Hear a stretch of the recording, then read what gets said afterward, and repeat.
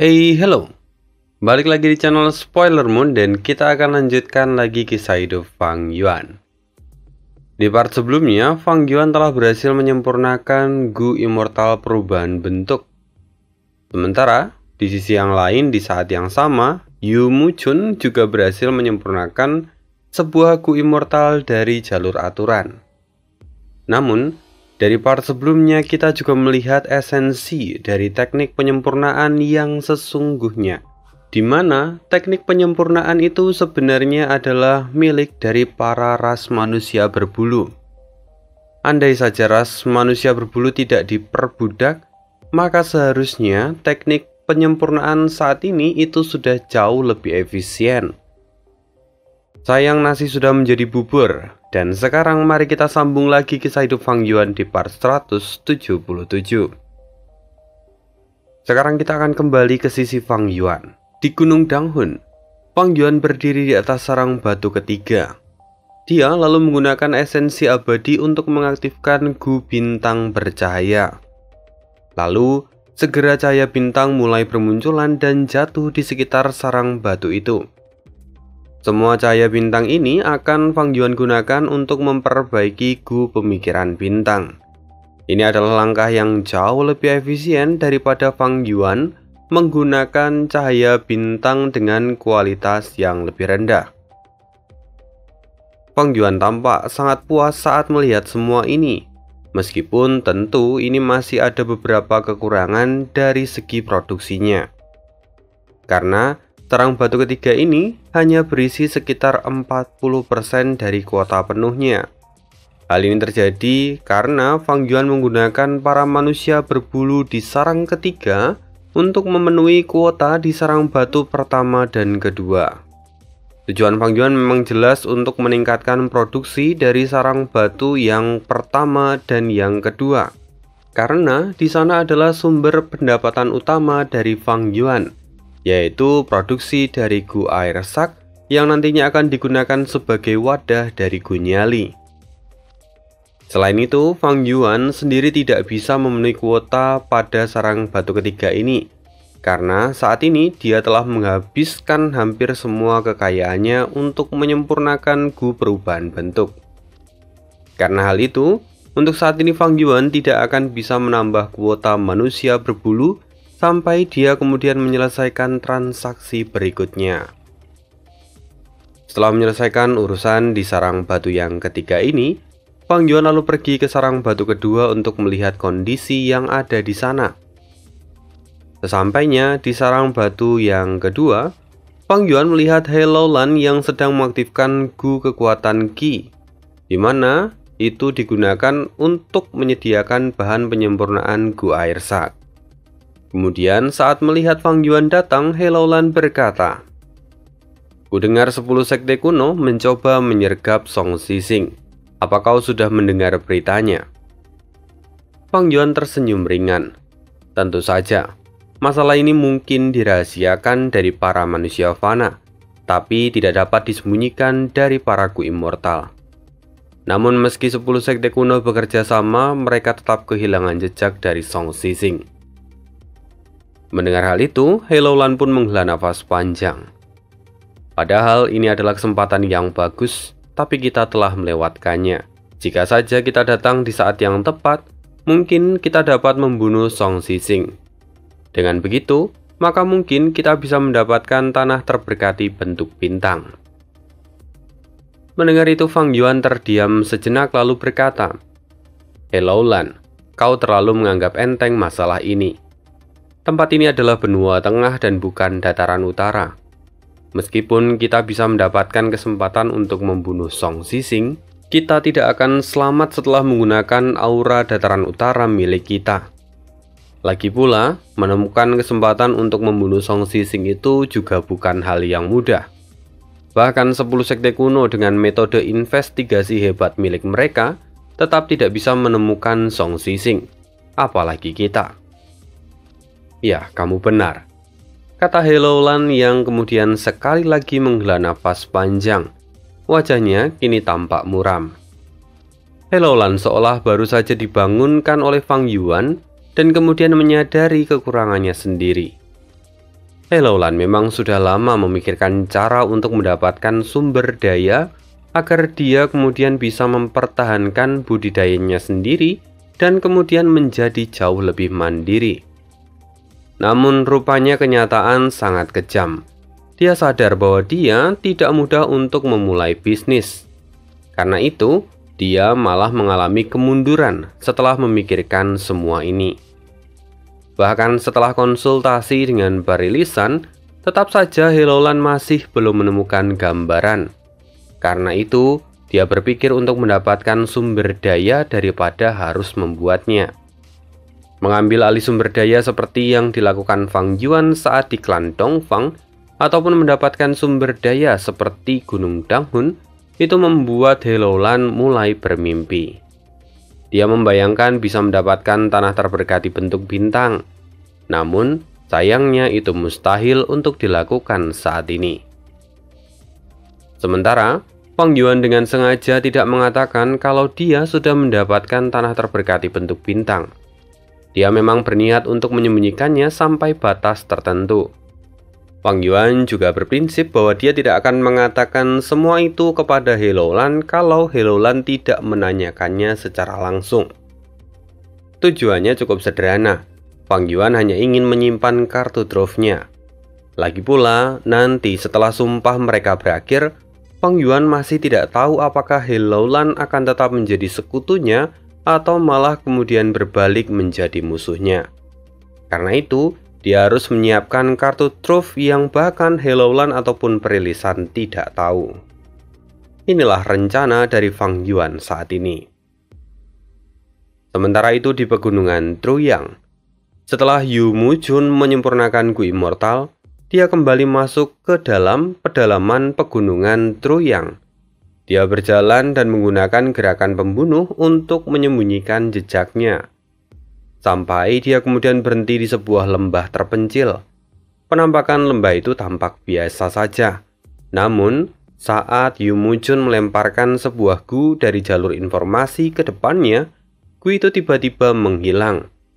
Dan tidak lama kemudian muncul riak transparan dan kemudian memunculkan celah yang terbuka.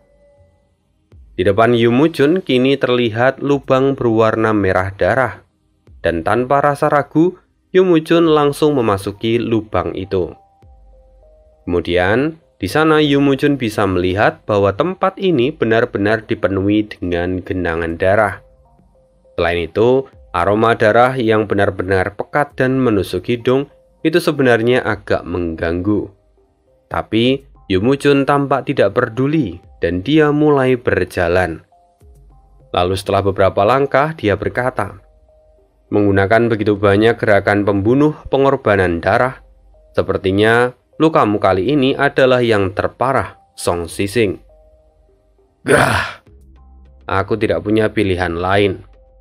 Aku masih bisa kabur, itu saja sudah sebuah keberuntungan. Masuklah, Jun. Kata Song Sisi yang kemudian perlahan tubuhnya muncul dari dalam genangan darah. Saat ini, tubuhnya yang tersisa sama seperti yang ada di ingatan Fang Yuan, yaitu hanya bagian dada ke atas sampai kepala. Bahkan lengannya pun tidak ada sama sekali. Lalu melihat dari interaksi mereka, sepertinya kedua orang ini memiliki hubungan yang cukup akrab. Bahkan Yu Mujun terlihat tidak asing dengan wilayah ini. Artinya dia sudah pernah datang kemari sebelumnya. Yu Mujun mendekat dan kemudian berkata lagi, "Dengan cederamu sekarang, akan sulit untuk mengambil bagian penting dalam rencana yang akan datang." Song Sising lalu menjawab, "Tenang saja, aku sudah punya banyak rencana." Lalu, Song Sising kemudian mengubah topik pembicaraan mereka dan melanjutkan perbincangan. "Jadi apa kau sudah berhasil menyempurnakan Gu aturan?" "Ya, aku sudah menyempurnakannya. Dengan menambahkan tanda dao kesuksesan, aku telah berhasil. Sayangnya, ada satu hal yang kusesalkan, karena aku tidak punya waktu untuk mempelajari tanda dao kesuksesan. Andai saja aku punya waktu lebih, aku pasti akan menelitinya, dan aku pasti akan bisa membuat warisan invaluable milikku sendiri. kata Yu Muchun sambil menghela nafas panjang. Mendengar hal itu, Song Sising juga menghela nafas dan dia berkata, "Sayang sekali, tapi waktu adalah yang paling penting untuk saat ini. Kita harus segera memulainya." "Iya, kau benar," kata Yu Muchun. Mereka berdua terlihat sangat dekat. Bahkan di dalam perbincangan berikutnya, Yu Muchun menceritakan kalau dia telah memberikan warisannya kepada Ben Duoyi. Itu adalah sesuatu yang sangat penting. Logikanya, seorang Master Gu tidak akan memberitahukan kalau dia memberikan warisannya pada orang lain, kecuali mereka sangat dekat hingga bisa saling percaya satu sama lain, karena memang hal ini itu berbahaya. Ambil contoh, jika saja Song Sising punya niat buruk, dia bisa saja pergi dan mengambil warisan dari Ben Duoyi. Lagi pula, Ben Duoyi itu hanya di tingkat fana. Sekalipun saat ini Song Sising masih terluka, namun dia bisa saja menyingkirkan Ben Duoyi dengan mudah. Lalu jika Song Sising mendapatkan warisan ini, jelas dia akan menjadi semakin kuat. Yaitu kalau misalnya Song Sising punya niat buruk. Tapi Yu Muchun tahu bahwa Song Sising tidak akan melakukan hal itu. Maka dia pun berani memberitahukannya pada Song Sising. Ya, sepertinya mereka berdua memang bukan orang sembarangan. Mereka punya rencana besar di balik layar, dan tentu ini akan berhubungan dengan kejadian yang akan datang di masa depan. Mari tandai bagian ini, dan kita ingat lagi di masa depan kalau kejadiannya sudah terjadi. Kemudian sekarang kita akan kembali ke Gunung Danghun. Di sana Fang Yuan baru saja mengirimkan gelombang pertama Gunyali ke Sekte Afinitas Roh melalui lubang bumi. Memang, setelah membuat kesepakatan, Fang Yuan membentuk lubang bumi ke Sekte Afinitas Roh, sama seperti saat Fang Yuan membuat kesepakatan dengan Sekte Bangau Abadi. Dia juga telah membuat lubang bumi ke Sekte Bangau Abadi. Karena itu sekarang di dalam tanah terberkati Gunung Danghun, ada dua lubang bumi yang terhubung dengan dunia luar. Lalu, dari Sekte Afinitas Roh, Fang Yuan mendapatkan keuntungan yang besar. Dia bahkan dapat menyimpan 180 esensi abadi. Dengan ini, masalah keuangan Fang Yuan segera teratasi. Namun tidak berhenti di situ, Fang Yuan juga mendapatkan bayaran dari Sekte Bangau Abadi. Pendapatan Fang Yuan kali ini cukup besar dan Fang Yuan pun merasa puas. Tapi tidak butuh waktu lama untuk menghabiskannya. Fang Yuan menggunakan kesempatan ini untuk kembali membeli manusia berbulu di toko kuning. Dalam sekejap, sarang ketiga pun akhirnya terpenuhi. Namun karena itu juga Fang Yuan harus membayar harga yang mahal, meskipun dia tetap memiliki beberapa pegangan untuk saat ini. Selain itu, Fang Yuan juga mendapatkan tawaran lagi dari Sekte Bangau Abadi. Mereka meminta Fang Yuan untuk menyempurnakan Gu peringkat 6, dan sebagai bayarannya, dia akan mendapatkan resep Gu Immortal secara gratis beserta material abadi yang dibutuhkan. Tentu ini adalah tawaran yang menggiurkan, tapi Fang Yuan sekali lagi menolaknya. Dia mengatakan kalau dia masih membutuhkan waktu untuk berpikir. Namun sebenarnya Fang Yuan memang dengan sengaja tidak mengatakan kalau dia sudah menggunakan tanda Dao kesuksesan. Karena dengan anggapan bahwa dia masih memiliki tanda Dao kesuksesan, Fang Yuan bisa mendapatkan perlakuan yang baik oleh Sekte Bangau Abadi. Maka dia dengan sengaja tidak mengatakan kalau dia sudah menggunakan tanda Dao kesuksesan itu. Dan begitulah kehidupan Fang Yuan pun menjadi jauh lebih tenang untuk saat ini. Lalu setelahnya Fang Yuan kembali menggunakan Gu kebijaksanaan peringkat 9. Dia kali ini mencoba menggabungkan Gu perubahan bentuk dengan wajah semi-familiar. Meskipun itu memerlukan waktu yang cukup lama, namun pada akhirnya Fang Yuan pun berhasil melakukan penggabungan ini. Dan dengan begitu, efisiensi dari gerakan pembunuh ini meningkat drastis. Setelah menyempurnakan gerakan pembunuh ini, Fang Yuan lalu kemudian mencoba menyempurnakan resep Gu upaya sekuat tenaga peringkat 5. Berbekalkan dengan resep Gu yang sebelumnya, Fang Yuan mencoba menyempurnakan resep ini dengan gaya yang baru. Tentu semua bahannya sudah disesuaikan dengan Gu yang ada saat ini, sehingga tidak terlalu sulit untuk mencarinya. Kalau Fang Yuan menggunakan resep Gu dari Langya, itu akan membuat dia cukup kesulitan karena harus mencari Gu yang mungkin sudah punah untuk saat ini. Nah, kenapa Fang Yuan sampai harus menyempurnakan resep Gu upaya sekuat tenaga peringkat 5? Itu semua karena Gu upaya sekuat tenaga yang ia gunakan saat ini masih ada di peringkat 4. Padahal, Gu upaya sekuat tenaga ini adalah Gu inti yang digunakan pada apertur kedua milik Fang Yuan. Jika Fang Yuan kemudian berhasil meningkatkan peringkat dari Gu upaya sekuat tenaga, tentu itu akan memberikan dampak positif pada Fang Yuan dan kemudian meningkatkan kekuatan dari gerakan pembunuh dari jalur kekuatan milik Fang Yuan. Lalu setelah beberapa hari, Fang Yuan akhirnya berhasil menyempurnakan resep Gu upaya sekuat tenaga peringkat 5. Fang Yuan tidak buang waktu, dia langsung melakukan penyempurnaan. Namun pada bagian akhir, rupanya dalam penyempurnaan ini dia gagal. Hal itu membuat Fang Yuan harus memulai lagi dari awal. Singkat cerita, pada percobaan yang kedua, Fang Yuan akhirnya berhasil menyempurnakan Gu upaya sekuat tenaga peringkat 5. Lalu kemudian, saat ini Fang Yuan kembali menggunakan Gu ini sebagai Gu inti pada apertur keduanya. Namun, karena perubahan ini kekuatan dari gerakan pembunuh segudang diri milik Fang Yuan telah naik hingga 10%. Sungguh itu adalah kekuatan yang luar biasa. Fang Yuan sadar bahwa kekuatan ini masih bisa ditingkatkan. Jika Fang Yuan berhasil membuat Gu upaya sekuat tenaga naik ke ranah immortal, itu akan memberikan dampak yang sangat besar. Namun jelas ini bukanlah perkara yang mudah. Karena itu, Fang Yuan memilih untuk mengesampingkan masalah ini untuk sekarang. Sementara itu, di sisi lain, saat ini sedang terjadi kekacauan. Tempat itu adalah kota Bulu Suci, markas besar dari para manusia burung. Kota Bulu Suci sendiri adalah sebuah rumah Gu yang lokasinya ada di atas awan dari pecahan surga hijau di wilayah Gurun Barat. Para manusia burung dan ras manusia lainnya memang sudah sejak lama tersisihkan. Karena itu, perkembangan mereka pun menjadi sangat dibatasi. Bahkan di dalam tempat ini sekarang hanya terdapat 3 Gu immortal sebagai penjaga tempat ini. Kekacauan yang ada di sana dimulai setelah penyerangan saat pemilihan pemimpin manusia burung yang baru.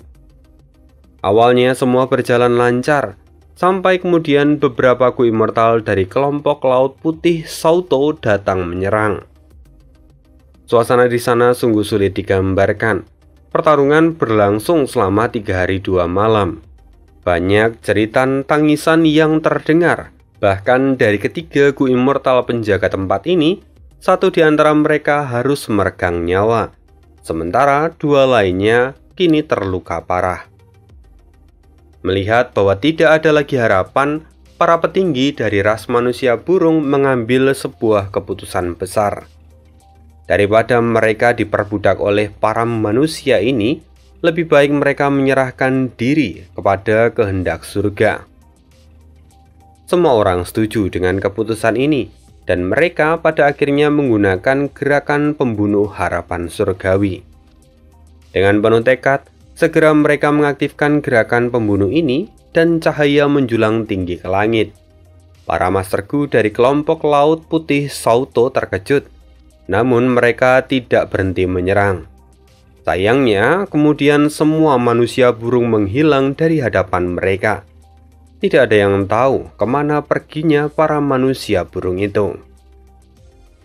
Kemudian, setelah itu, di dataran utara, Tai Bayunseng telah menemukan suatu lokasi yang cocok untuk menghadapi bencana duniawi.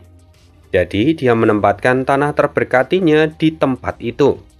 Lalu dia pun segera bersiap. Bencana duniawi memang hanya tinggal sebentar lagi. Dia juga telah memanggil Fang Yuan sebagai bantuan. Tapi sebelum semua itu, Tai Bayunseng sebenarnya telah melakukan banyak persiapan. Dan Fang Yuan pun, dia juga sudah menggunakan gerakan pembunuh keberuntungan waktu miliknya untuk memboosting keberuntungan milik Tai Bayunseng. Memang pada dasarnya kehendak surga itu tidak ada yang tahu. Tapi jika keberuntungan Tai Bayunseng cukup baik, maka seharusnya dia bisa mendapatkan tanda dao yang sesuai dengan yang ia inginkan. Itulah yang Fang Yuan harapkan dengan memboosting keberuntungan milik Tai Bayunseng. Lalu, tanpa sadar, tiba-tiba bencana duniawi sudah mulai terbentuk. Cahaya keemasan mulai muncul di sisi barat tanah terberkati milik Tai Bayunseng. Lalu, suara gemuruh mulai terdengar. Sayup-sayup suara itu seperti sebuah bahasa dari manusia. Semoga ras manusia burung selamat. Jaya ras manusia burung. Suara itu bercampur aduk hingga sulit untuk dikenali pada mulanya. Lalu, alangkah terkejutnya Fang Yuan dan Tai Bayunseng saat melihat bahwa sekarang ada puluhan ribu manusia burung yang muncul di hadapan mereka. Bencana duniawi akhirnya telah terbentuk. Dan rupanya bencana itu adalah ras manusia burung yang sebelumnya mengalami penyerangan. Mereka semua dipindahkan kemari sebagai ganti dari bencana duniawi. Sungguh ini sangat mengejutkan. Kehendak surgawi tidak ada yang bisa menebaknya.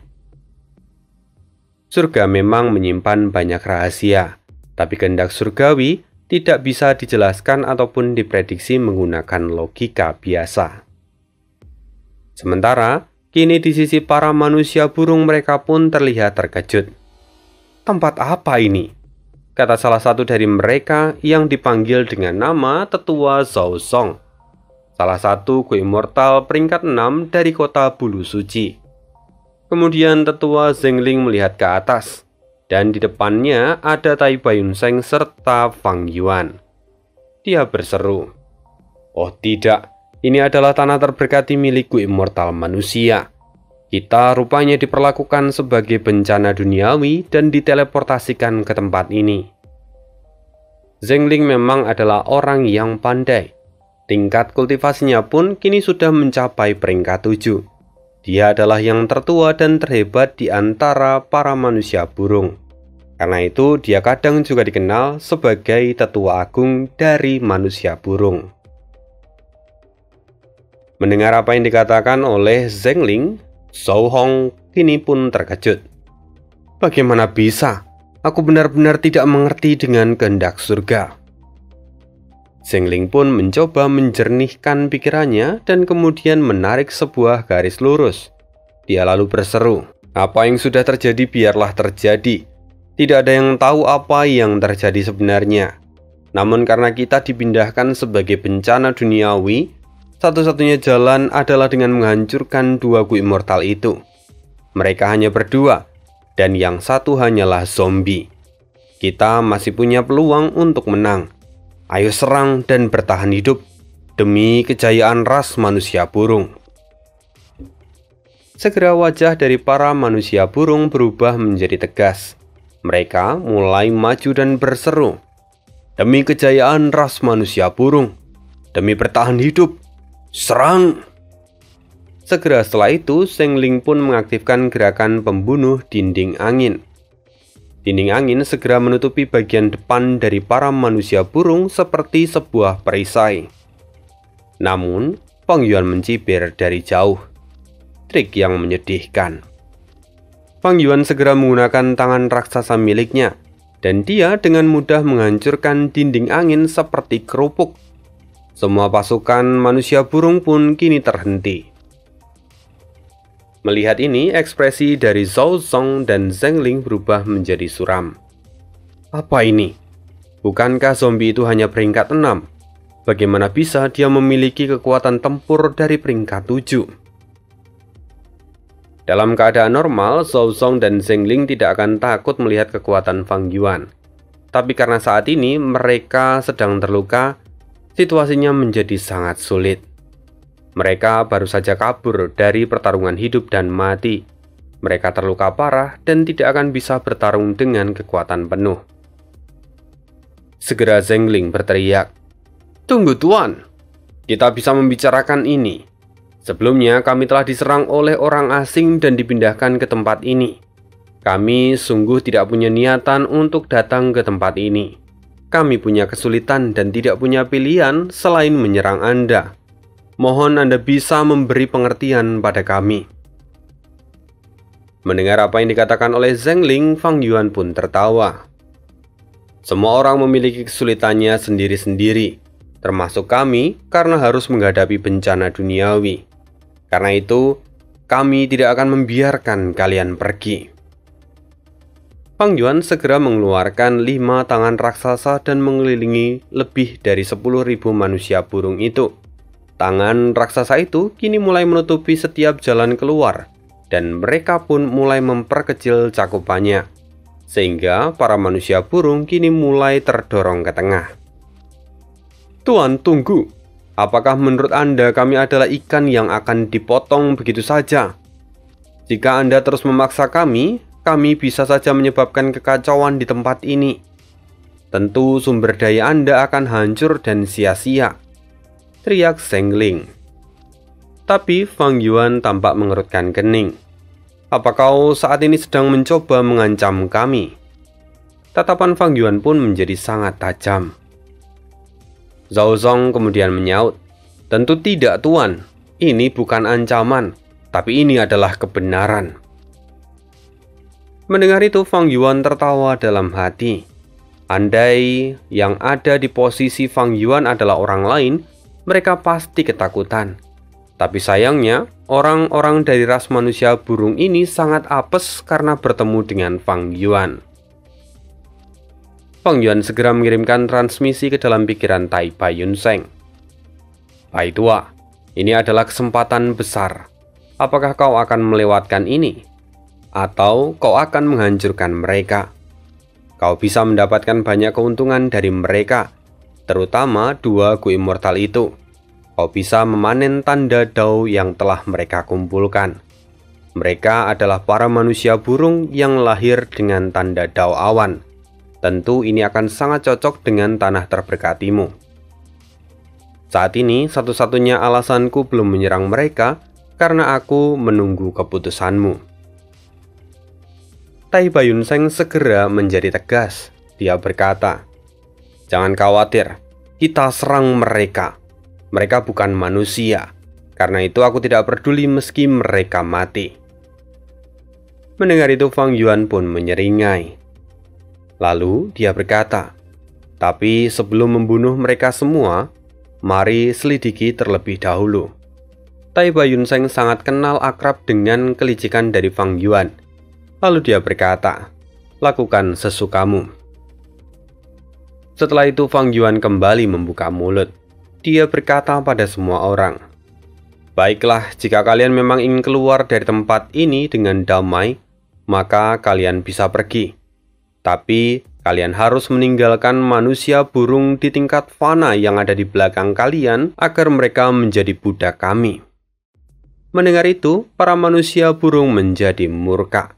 Kini masa depan mereka dipertaruhkan. Mereka pun mulai marah. Lebih baik mereka mati daripada harus menjadi budak. Kehilangan kebebasan itu sama seperti burung yang kehilangan sayapnya. Karena itu kedua tetua dari para manusia burung ini dengan tegas menolak permintaan Fang Yuan. Melihat hal ini, Fang Yuan sama sekali tidak terkejut. Lagi pula, solidaritas dari para ras manusia itu memang lebih tinggi daripada manusia itu sendiri. Meskipun mereka ini kurang pandai jika dibandingkan dengan manusia, tetapi mereka memiliki hubungan yang sangat erat dan tidak bisa diungkapkan. Selain itu, para manusia burung sendiri juga sangat menjunjung tinggi kebebasan. Biasanya mereka lebih memilih mati daripada harus terkurung. Lalu setelah itu, Fang Yuan mengirimkan transmisi lagi kepada Tai Baiyunseng. Dia meminta Tai Baiyunseng untuk mengikuti perkataannya. Segera Tai Baiyunseng berseru dengan tegas, "Cih, Kalian para manusia burung telah berani menerobos ke tanah terberkatiku tanpa alasan. Ini adalah invasi. Kalian berani mengancam kami. Sekarang, kalian berharap bisa keluar dari tempat ini dengan mudah? Jangan mimpi. Majulah, kita akan bertarung di sini. Jika memang ada kerusakan, aku tidak peduli. Bahkan, jika kalian bisa lolos dari tanahku, itu tandanya kalian cukup kuat, dan aku akan menganggap ini sebagai kesialanku. Majulah, aku ingin melihat kekuatan kalian. Mendengar hal ini, kedua tetua dari ras manusia burung menelan ludah. Mereka tidak memiliki kekuatan sebesar itu. Andai saja mereka memilikinya, pasti mereka sudah melarikan diri sejak awal, dan tidak perlu repot-repot berbicara seperti ini. Kini wajah mereka tampak masam. Tapi, kemudian, Zhao Zong kembali meyakinkan Fang Yuan dan Tai Baiyunseng bahwa menghindari pertarungan langsung itu adalah hal yang terbaik. Daripada harus menanggung kerusakan, lebih baik mereka menyelesaikan masalah ini dengan tenang. Namun Tai Baiyunseng menjadi sangat marah. Kau berani mengancamku? Aku tidak bisa menerimanya. Maka biarkan pertarungan ini berlangsung. Jangan pikir aku ini pengecut. Kekuatanku jauh lebih dari cukup untuk menghancurkan kalian semua. Tai Baiyunseng berubah menjadi orang yang mengerikan dan tidak bisa diajak bicara. Meskipun tentu saja semua ini adalah ucapan dari Fang Yuan. Tujuan Fang Yuan jelas, yaitu untuk merusak perspektif dari para manusia burung ini pada Tai Baiyunseng. Dengan begitu, para manusia burung ini akan lebih mudah untuk diajak diskusi dengan Fang Yuan. Sementara itu, kondisi mental dari para manusia burung di tingkat fauna pun kini mulai jatuh. Mereka yang ingin dijadikan sebagai budak tentu merasa ketakutan dan marah. Cukup, lebih baik kita mati daripada harus menjadi budak rendahan, kata Yu Fei dengan penuh amarah. Yu Fei adalah pemimpin dari ras manusia burung yang baru. Sebelum penyerangan terjadi, dia telah terpilih sebagai pemimpin baru dari ras manusia burung. Namun dengan segera rekannya memarahinya. Diam, jangan memusuhi Gu Immortal. Kamu adalah pemimpin manusia burung yang baru. Kau harus lebih memikirkan rasmu daripada perasaanmu sendiri.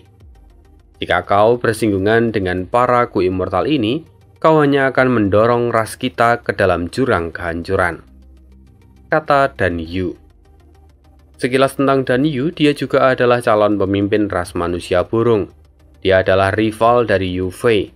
Namun pada akhirnya dia dikalahkan oleh Yu Fei sebelumnya. Mendengar hal ini, Yu Fei menggertakkan gigi dan kini dia tampak marah. Namun dia segera menutup mulutnya. Bagaimanapun nasib mereka saat ini ditentukan oleh para petinggi. Mereka seolah tidak punya kuasa atas kehidupan mereka sendiri. Sementara itu diskusi terus berlangsung antara dua tetua dari ras manusia burung dengan Fang Yuan. Kali ini mereka tidak lagi berdebat dengan Tai Baiyunseng, karena menurut mereka Tai Baiyunseng adalah orang yang gila akan pertarungan dan juga sangat tegas. Karena itu mereka tidak bisa bernegosiasi dengan Tai Baiyunseng. Ya, mereka telah terjebak ke dalam perangkap Fang Yuan. Kemudian, para tetua manusia burung itu menawarkan esensi abadi sebagai ganti pembebasan mereka. Namun Fang Yuan menyeringai dan dia memberikan usul. Baiklah kalau begitu, mari bicarakan ini. Di dunia immortal keuntungan adalah yang paling penting. Karena itu mari lakukan duel. Kita akan lakukan duel ini dalam 10 ronde. Setiap ronde yang kami menangkan, kau akan menyerahkan 10% dari jumlah manusia burung yang kau miliki. Tapi kalau kami kalah, maka kalian akan memberikan 10 batu esensi abadi sebagai kompensasi. Lalu, setelah ronde ke-10, kami akan melepaskan kalian. Zhao Zong berseru, itu tidak adil. Jika itu yang kau tawarkan, maka baik menang atau kalah, kalianlah yang akan mendapatkan keuntungan. Fang Yuan tersenyum ringan dan tidak menjawab. Tapi Tai Baiyunseng segera berseru, Memangnya kenapa? Kau mau mengeluh? Jika memang kau tidak setuju, ayo bertarung saja. Tinjuku sudah gatal dan ingin menghantam sesuatu. Mari lihat siapa yang penakut di sini. Mendengar itu, kedua tetua manusia burung itu pun terkejut dan terkena mental. Pada akhirnya, mereka hanya bisa setuju dengan kesepakatan ini. Kemudian, Zhengling mengeluarkan Gu dari jalur informasi dan mereka mulai membentuk kesepakatan. Dan di bawah Gu dari jalur informasi itu, mereka membentuk ikatan sumpah gunung sebagai pembatas bagi kedua belah pihak. Mereka juga telah menyepakati detail-detail kecil sebelum membuat sumpah gunung itu. Kemudian, duel pun dimulai. Ronde pertama ditentukan oleh kelompok manusia burung. Duel yang dipilih adalah lomba terbang. Tentu duel ini dipilih karena itu akan sangat menguntungkan para manusia burung. Dan seperti yang sudah bisa ditebak, Tai Bayunseng yang menjadi peserta kali ini dia kalah dalam lomba. Akhirnya para manusia burung pun menyerahkan 10 batu esensi abadi. Namun meski begitu mereka benar-benar senang karena mereka tidak kehilangan anggota mereka. Fang Yuan sendiri hanya bisa mencibir dalam hati karena para manusia burung ini benar-benar dungu. Mereka bahkan terlihat begitu gembira setelah memberikan 10 batu esensi abadi. Lalu setelah itu duel pun dilanjutkan. Namun pada duel kedua, Fang Yuan secara mengejutkan memilih lomba kecepatan. Karena hal itu, para manusia burung dapat memenangkan duel kedua ini juga dengan sangat mudah. Lalu semuanya terus berulang hingga duel yang ke-9. Fang Yuan dan Tai Bayunseng akhirnya mendapatkan 90 butir esensi abadi. Sementara kelompok manusia burung tidak kehilangan satupun anggota mereka. Lalu duel ke-10 pun dimulai. Pada duel ke-10 ini, Fang Yuan lah yang menentukan duel yang akan mereka lakukan. Kali ini, dia mengajukan duel kekuatan. Syarat dalam duel ini adalah menyerang dan bertahan. Mereka akan saling bertukar pukulan dan saling bertahan secara bergantian. Siapapun yang menyerah atau tidak mampu bertarung lagi, maka merekalah yang kalah. Lalu, karena Fang Yuan yang mengajukan duel ini, dialah yang mendapatkan urutan pertama. Kali ini yang bertahan adalah Zhengling, seorang Gu Immortal peringkat 7. Dan Fang Yuan lah yang menyerang. Segera Fang Yuan mengaktifkan tangan raksasa miliknya, dan dia pun mengambil ancang-ancang untuk menyerang.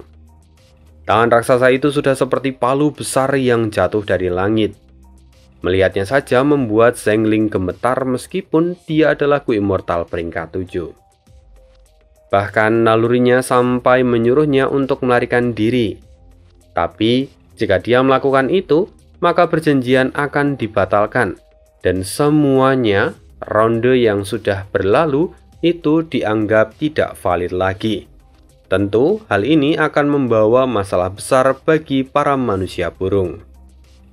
Dengan wajah masam, Zhengling hanya bisa mengaktifkan gerakan pembunuh tipe bertahan. Akhirnya pukulan besar itu pun tertahan. Zhao Zong semangat. Dia merasa bahwa ini adalah akhir dari giliran Fang Yuan. Tapi Fang Yuan dengan segera mencibir. Jangan terlalu cepat mengambil keputusan. Seranganku bukan tipe instan, namun serangan berkelanjutan. Maka bersiaplah. Jiwa manusia Fang Yuan segera menguap dan memperkuat tangan raksasa miliknya. Oleh karena itu, wajah Zhengling segera berubah menjadi masam. Ini gawat. Zhao Zong kini mulai tampak panik. Sementara Fang Yuan dia tampak menyeringai dan berkata, "Matilah." Tangan raksasa dari Fang Yuan segera menerobos pertahanan Zhengling dan menghancurkan Zhengling hingga menjadi bubur darah. Sudah berakhir. Fang Yuan tertawa dengan liar. Zhao Zong menggertakkan gigi. Dia hampir muntah darah karena marah. Namun, setelah dihadapkan pada kenyataan dan pilihan antara hidup dan mati, Zhao Zong pada akhirnya mulai ketakutan. "Aku mengaku kalah," kata Zhao Zong. Lalu setelah itu puluhan ribu manusia burung terkejut mendengar keputusan ini. Meski ini adalah keputusan yang masuk akal, namun menyerah itu artinya melepaskan 10% manusia burung yang ada di sisi mereka dan membiarkan orang-orang itu menjadi budak. Ini adalah keputusan yang berat. Zhao Zong lalu berkata lagi, "Saya kalah dalam duel terakhir dan sekarang duel sudah berakhir. Karena itu sesuai perjanjian biarkan kami meninggalkan tempat ini." Fang Yuan lalu dengan santai maju. Dia berkata, "Benar, duel memang sudah berakhir. Kau tidak perlu khawatir. Aku pasti akan menepati janjiku. Tapi sebelum itu, aku akan memilih budak di antara kalian terlebih dahulu." Zhao Zong menghela nafas panjang. Dia merasakan perasaan yang sangat kompleks, tapi dia tidak punya pilihan lain. Fang Yuan kemudian maju. Dia mulai memilih manusia burung yang ada di sana. Yang pertama Fang Yuan pilih adalah seorang gadis muda dari para manusia burung itu. Namun segera gadis itu meronta-ronta dan menolak. Lalu kemudian terdengar sebuah suara, "Lepaskan tunanganku!"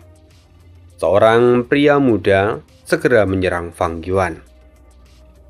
Fang Yuan menyadari itu dan menoleh. "Mencari kematian," kata Fang Yuan, yang kemudian matanya bersinar merah dan kemudian tubuh dari pemuda itu tiba-tiba menjadi tegang. Dia tetap melayang di udara. "Apa yang kau lakukan?" teriak Zhao Zong saat melihat pemuda itu yang mulai mengeluarkan darah dari ketujuh lubang tubuhnya. Tatapan Fang Yuan masih tetap tajam, sampai pemuda itu pada akhirnya kehilangan kesadarannya.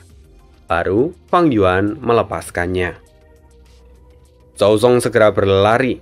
Dia menangkap pemuda itu dan menyembuhkannya. Lalu dengan penuh amarah, Zhao Zong berseru, "Tuan, mengapa Anda menyerang pemuda ini? Apakah Anda sudah melupakan perjanjian kita?"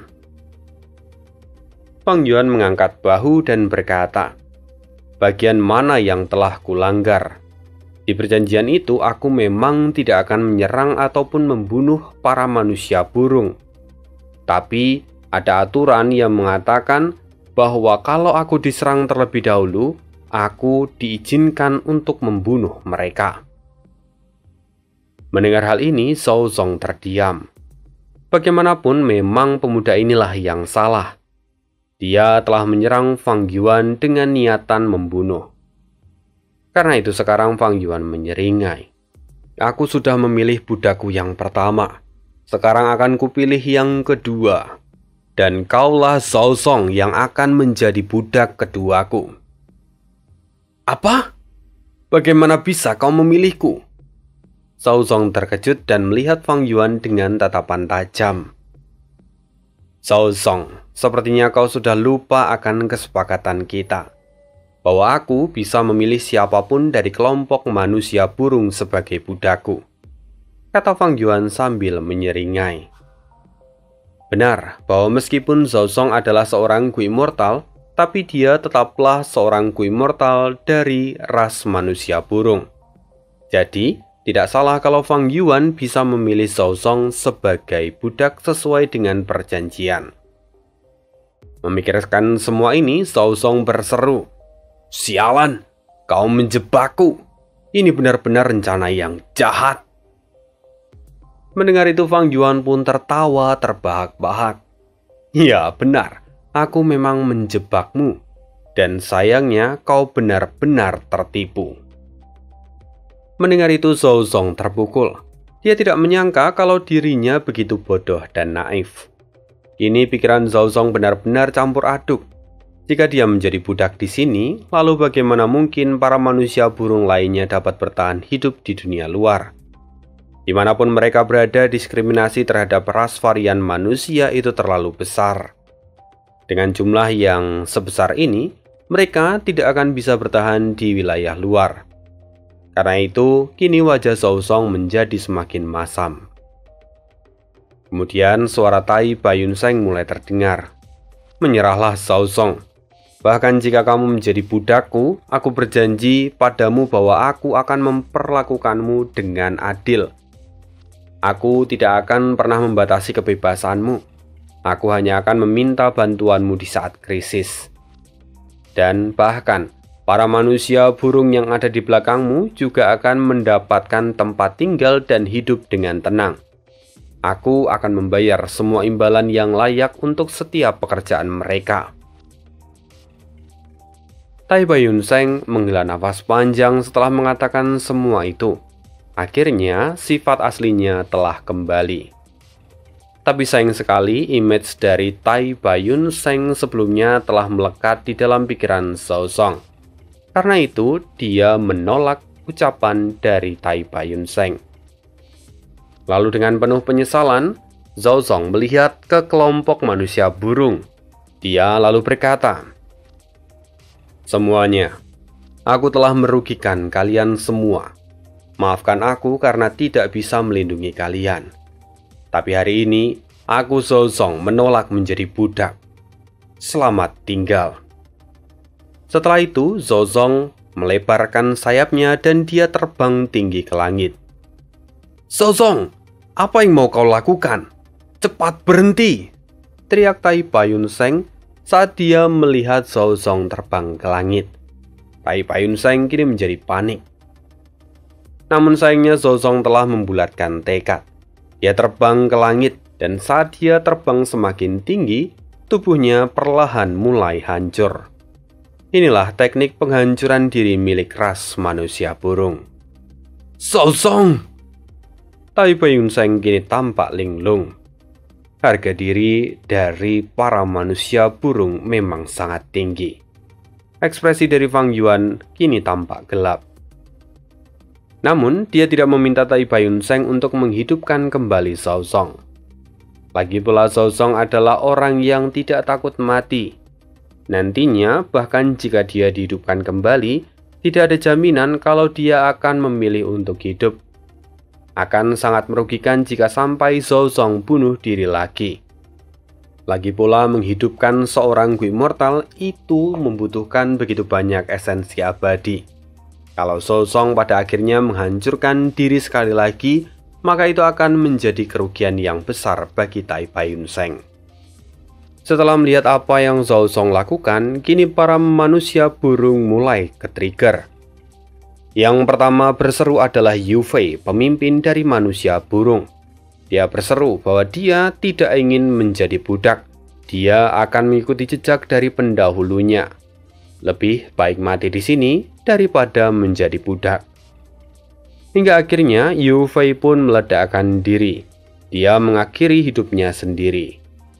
Dan kemudian satu persatu dari para manusia burung itu mulai bunuh diri. Fang Yuan kini mulai bisa merasakan urgensi dan kemudian meminta Tai Baiyunseng untuk segera menghidupkan mereka kembali. Fang Yuan berencana untuk menggunakan pengekang agar mereka tidak bisa bunuh diri. Tapi sayangnya, Tai Baiyunseng tidak bergerak. Fang Yuan berbalik dan berkata, "Orang tua, apa yang kau lakukan? Mengapa kau diam saja?" Tai Baiyunseng tampak dipenuhi dengan keraguan. "Fang Yuan, sekarang ada dua suara yang berteriak di dalam kepalaku. Yang pertama memintaku untuk menghentikan mereka dan menjadikan mereka sebagai budak. Tapi yang lain memintaku agar menyerah. Bahkan jika mereka bukan manusia, sepertinya hati kecilku masih bersimpati pada mereka." Perlahan-lahan mata Tai Baiyunseng mulai berkaca-kaca. Fang Yuan benar-benar marah mendengar ini. Tai Baiyunseng benar-benar terlalu lembut. Padahal jika para manusia burung ini dipelihara, itu akan sangat membantu rencana dari Fang Yuan di Gurun Barat. Ini adalah situasi yang genting. Tapi justru di momen ini, hati Tai Baiyunseng benar-benar menjadi lunak. Namun meski Fang Yuan marah, kata-kata yang keluar dari mulutnya sungguh berbeda. Dia berkata, Jika menurutmu ini benar, maka lanjutkanlah. Jika kau tidak ingin memperbudak mereka dan memberikan kebebasan pada mereka melalui kematian, maka lakukan saja." Fang Yuan tersenyum lembut. "Fang Yuan, maafkan aku. Padahal kamu telah membuat skema ini. Tapi karena aku, kita kehilangan semua keuntungan di masa depan." Fang Yuan tetap tersenyum. "Tidak masalah. Meskipun aku kurang setuju dengan keputusan ini, tapi aku bisa memahami karaktermu." Fang Yuan. Tai Baiyunseng merasakan kehangatan dan hampir menangis karena itu. Fang Yuan kemudian mengubah topik pembahasan mereka. "Orang tua, apa kau tahu mengapa para manusia burung ini bisa jatuh ke dalam jebakanku? Ini semua karena aku menggunakan metode dari jalur kebijaksanaan peninggalan Dongfang Changfan. Karena itu, sebelum perjalananmu berikutnya, biarkan aku mengatur beberapa jalur kebijaksanaan padamu." Mendengar itu, Tai Baiyunseng benar-benar tersentuh. "Kalau memang begitu, maka aku akan merepotkanmu," kata Tai Baiyunseng. Fang Yuan tersenyum dan berkata, "Tidak masalah. Lagi pula, kita adalah keluarga." Nah, sampai di sini cerita kisah hidup Fang Yuan hari ini. Tidak ada yang menyangka bahwa rombongan manusia burung akan menjadi bencana duniawi. Memang surga itu banyak rahasia dan tidak ada yang tahu kehendak surga. Luar biasa untuk hari ini, terima kasih. Dan kita akan sambung lagi di kisah Fang Yuan berikutnya. See you again di next video dan bye.